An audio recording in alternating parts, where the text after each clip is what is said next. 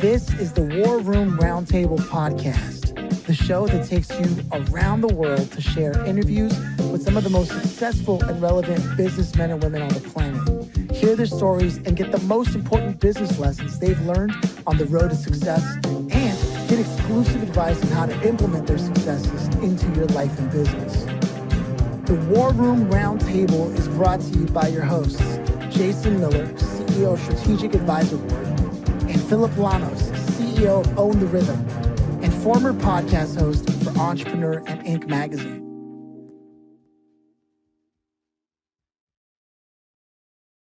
Welcome to the War Room. I'm Phillip, and Jason's here with me. And today we're here with Stacey Payne. Stacey, how are you? I'm good, thanks. Yeah, no, we had a great time talking before we hit record, and already you have your hands full in the day. Yeah, there's never a dull moment when you live on a ranch. Yeah, and I'm curious, did you grow up with animals, and was it like a family business of having a ranch, or how does this all come together? Why don't we start with like the earliest memory you have of like animals and ranch? Yeah. So I actually grew up on the beach of Southern California in Long Beach. I was like one block over from Alamitos Bay. If anybody's familiar with that area, it's a great little place to grow up. And I remember I had a dog that was actually 1 week older than me growing up. She unfortunately passed when I was 7.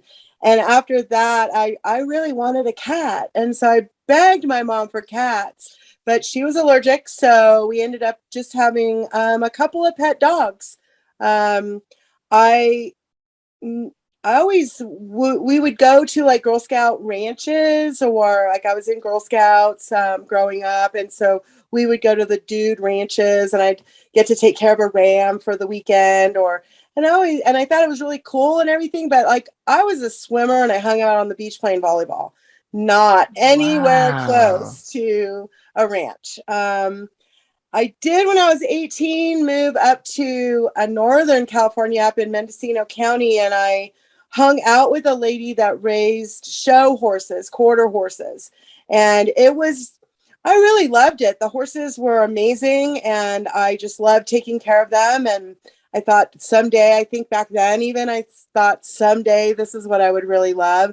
I loved the environment of being in a warm country kitchen with all the smells, watching a monitor to see if a horse was going to foal that day, and just having like people come and visit.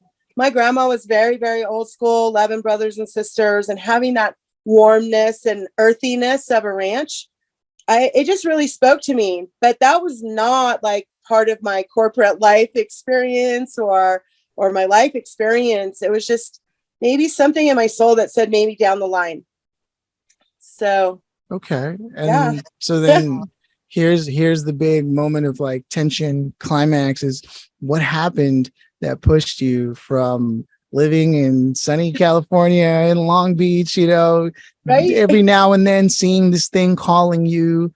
And did you leave a corporate job and just say, I'm leaving it all? Like, what happened?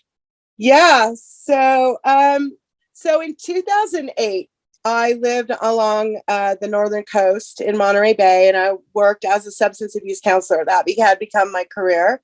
I worked up at a rehab facility overlooking the Monterey Bay, and I would take these back routes through the country where there was horse ranches. Really beautiful early morning drive. What a great way to start your day. And there was a camel that I would pass by when I would take this one road. And sometimes I would stop and watch him because, kind of cool, like, and very unusual. Like, who has a camel in Santa Cruz, like super unusual. So we had this really, really cold, frosty snow period, which is unusual along the coast of California. And I drove that route, and the camels all splayed out on the ground. And I'm like, oh my God, the camel's dead. Because they're from the Sahara. Like, how are they going to survive cold temperatures? So I pulled over, long story short, these Chewbacca looking things come running down the hillside.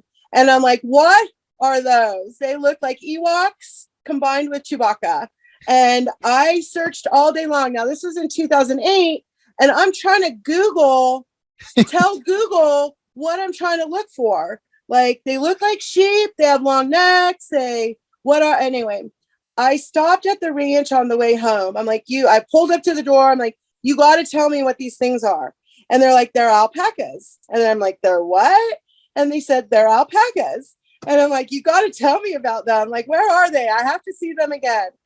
So I decided over the course of the next month, after doing research on these animals, that is what I was going to do when I retired. I was going to have alpacas and live in Central America, because that's where I want to retire to, and raise alpacas, a couple little Australian shepherds, and have this spectacular little life when I retire.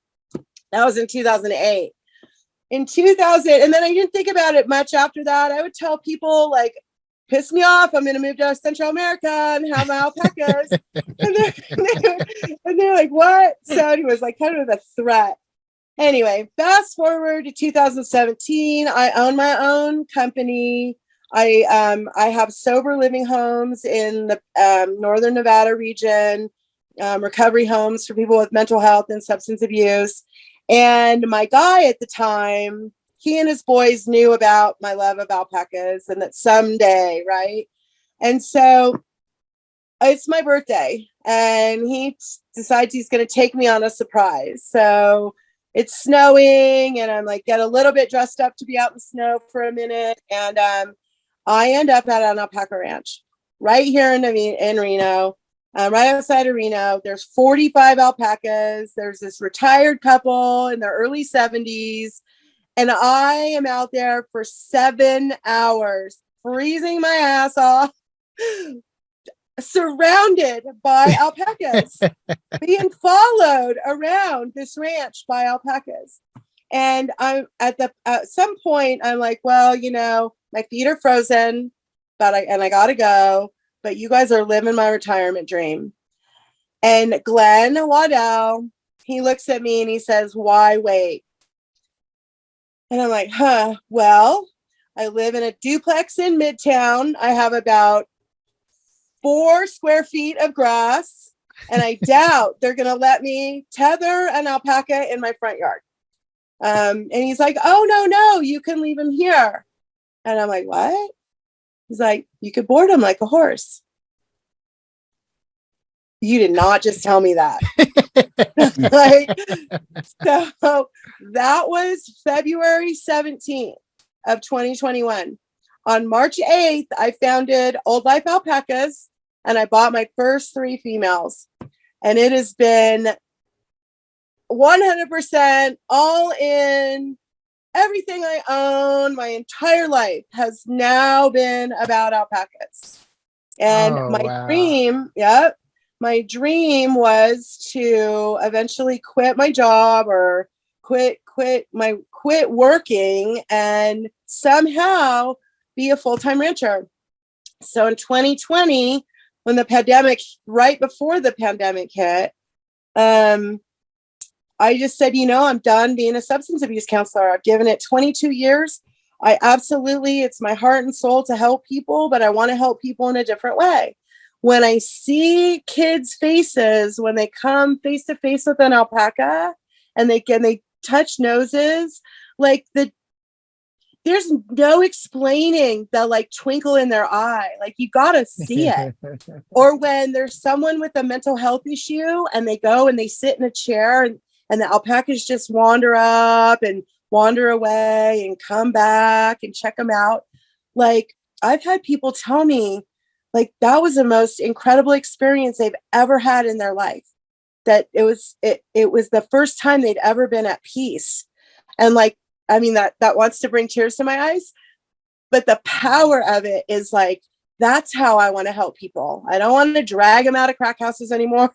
I don't want to, I have, but that speaks to me. And yeah, I don't like being dirty all the time, but I will, because the positives of it, just light me up, just lights up my soul. So in 2020, in February, I resigned from my career, and I thought I had a business plan for revenue streams for for supporting myself and my herd. And then the pandemic hit. And that was all wiped out. That whole year was like all put on hold. So that's my little story. Oh man. So Yeah. much heart and soul to your story. So much heart and soul to your story. And you know, I want to let Jason take this lead on this one, because I know that he is firsthand has a lot of experience in all of this, in terms of growing up on a farm himself, right? Animals, what that looks like as a business in general, right? And just being there for people who, like, almost all of the qualities that you explained to some degree, Jason has a flavor of that and has found a way to excel. So I want to let him take the lead on that. Oh, awesome. Well, I got a story for you. So around the farm, right? So I grew up with sheep. That's what I grew up. We were a sheep farm. And a couple of our neighbors left and right had sheep and whatnot. And there was always bum lambs, right? Right. So what that is, Phillip, just so you know, is a mother rejected them and they can't feed, they can't do anything, right? So there's two options, right? They just die, or you take control of them and hand feed them and do all this stuff, right? So I was the bum lamb kid. I took all these bum lambs from all the other sheep farms and our sheep farm, and I created this great big huge feeder thing out of 1 gallon milk jugs. I taped all these little nipples on them, and then I could just pour all this milk and feed all these bum lambs, and I hand took care of them until, you know, they were ready to go, which I didn't know then, but to slaughter, basically, because that was the family farm, right? So, but I raised them, hand raised all of them, 60 some. They had it in the newspaper, all this stuff. And then I found out the tragic part. Oh my God. That must have broke your heart. Oh, it was awful. It was terrible. Right. And my dad said, well, I'll give you half the money. I was like, money? What the hell's that have to do with it? I just hand raised these things Right. And now they're getting shipped off. Right. So, but there was something about there's something about animals just in general. Right. But there was something about being around all them little lambs all the time and coming up and licking your face, and they loved you to unconditionally, right? Yeah. There was no condition. There was no, I'm mad at you today. There was no any misconceptions of that animal looked at you, knew you were going to feed it, and just loved you to death for it. And now, like, looking back on that, because I haven't reflected on that moment for like probably 20 some years or longer, probably more like 30 years. But thinking of those times as a kid, and, you know, how all of that relates back into one's life and the decisions you make and how it shapes you as a human to care for others more than you care, sometimes even more than you care about yourself. And that's always being that foot first forward. And, you know, because we're around a herd all the time. We're in one right now. Right? Together, the three of us make a small herd, right? So what we have to really focus on in today's society is getting back to the herd mentality, right? Where we support each other, where we actually give two shits about each other again, right? Right. Because some of that got lost in translation. Nobody can argue that we live in an angry world right now. So, but then all of a sudden you can hand the angriest person a little tiny kitty and that it'll just all go away. It's like, here, you're angry. Hold this kitty. Right. Right. Or a puppy. Or a puppy or whatever. Right? It's the great equalizer. Yeah. right? When it comes to well, it's like babies. It's the same thing. You see a baby and it's just like you can't. Well, you're a rat bastard if you can't get excited about a little puppy or a kitty or a little baby smiles at you. Yeah, you're just a rat bastard. But but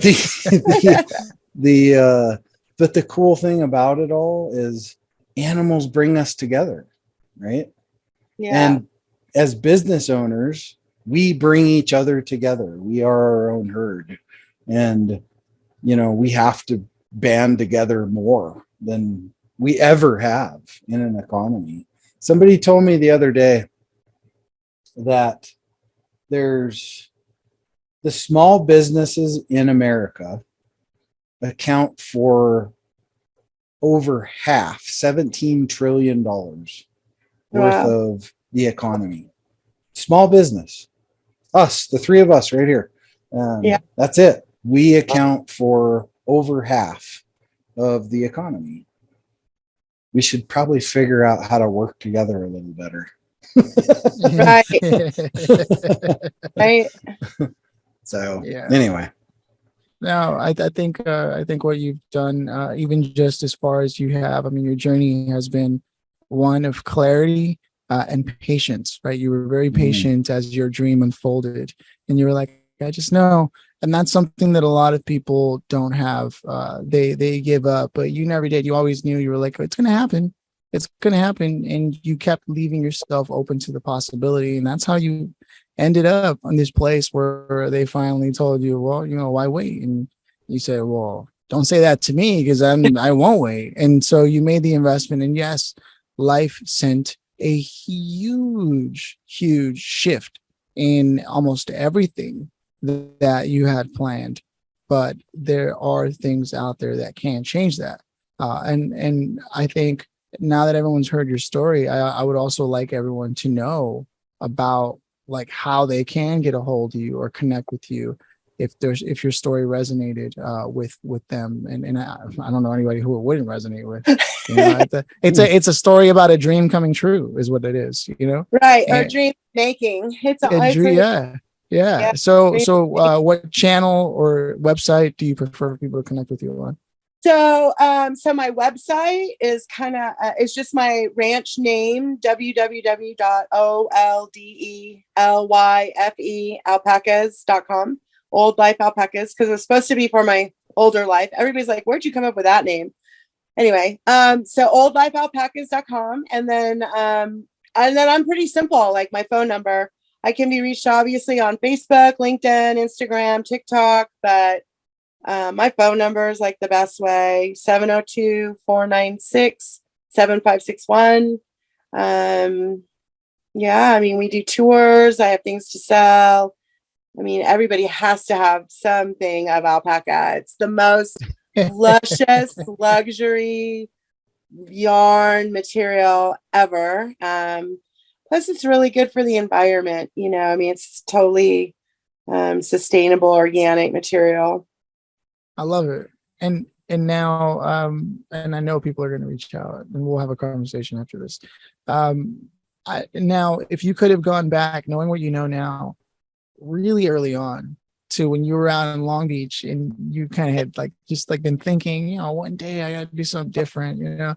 What would you say to yourself now, knowing what you know now? Listen to your father. There's nothing that I have as an obstacle that I have to figure out how to overcome that he had not already tried to get me to understand. So sometimes I have to rewind, and my father's not here today. He's been gone since 1999. So it's been a long time having to try to remember what he was telling me when I was 7. I mean, that's a long time ago. And not having the reminders over the past, 23 years of remember what I told you when you were 7, So listen to your father. They're not perfect people, our parents. And there was a lot of ups and downs with my mom, but my dad, my hero, he did have really good things to tell me. And And so I listened today a lot more than I did back then. I love that. The grand finale question, Jason, if I may. Yeah. It is, if you could have invited anybody to the conversation today, who would you have loved to have had here, and why? So there's a couple people that I really look up to, and lately this year it's been Mr. Musk. He is a crazy man, but he gets things done, and he has no fear in being different and being forward thinking. And of course, he has a ton of money, so he probably doesn't too much care about what anybody else thinks. But there's something about him that has just really resonated with me lately about, you can't ever hesitate. If you have a dream, make it happen. If you have a dream, do whatever it takes to make it happen. And who cares what anybody else thinks? And his dreams are going to change our entire life and our future. I love it. You've got such a clarity to the way you live your life. It's no BS. And, for me, I think that's great. I think it's a reminder to everybody, like, regardless of where they think they are, if they're there because, they were kind of hoping that things would work out in some kind of way. And I'm not saying that anybody has it all figured out, but some people will settle for something else just because it'll take care of them. And you have been uncompromising in your pursuit of your ambition. And for me, that is a success already in a big way, and it's in the development. And as they say I remember reading this quote related to law of attraction, manifestation, this and that. And if you'll indulge me for a second, most people get discontent when they see it's not exactly what they wanted, right? But what I loved about this quote is it said, look not to the magnitude of what's appearing, but to the direction that's appearing, right? And you are definitely on the path. So I can't thank you enough for stopping by. Those are my closing thoughts. I'll let Jason close this out. Thank you. It's awesome what you're doing. It brings me back to, 40 years ago as a kid of you're living what I lived then right now. And there's something really serene about that drummed all that emotion back up in me from being a kid and being around the animals, and my dad waking me up at 4:00 in the morning before school and saying, go feed the damn sheep. And by the way, here's a shovel, right?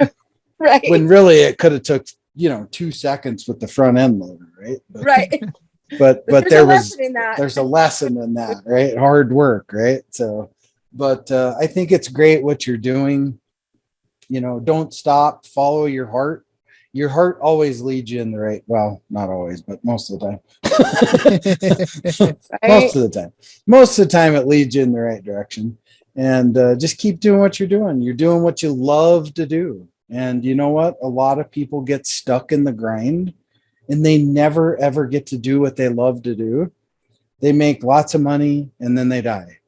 Right. Not achieving what they wanted to achieve. So right. You keep rocking on doing what you want to do. Thanks for taking the time to be here. It's great to have you on the show. And we just appreciate you. Oh, thank you very much. Thanks for having me. Y'all have a blessed day. That y'all is now my ranch term for everyone. No, Awesome. It's been a pleasure. Yeah. Thank you. Thanks, guys. Okay. Right. Cheers.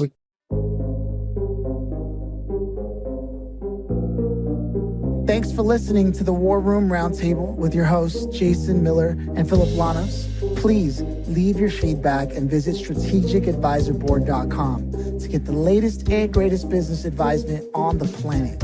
Follow us on social media for updates, and always remember, if you can dream it and believe it, then you can go achieve it. We'll see you in the next episode.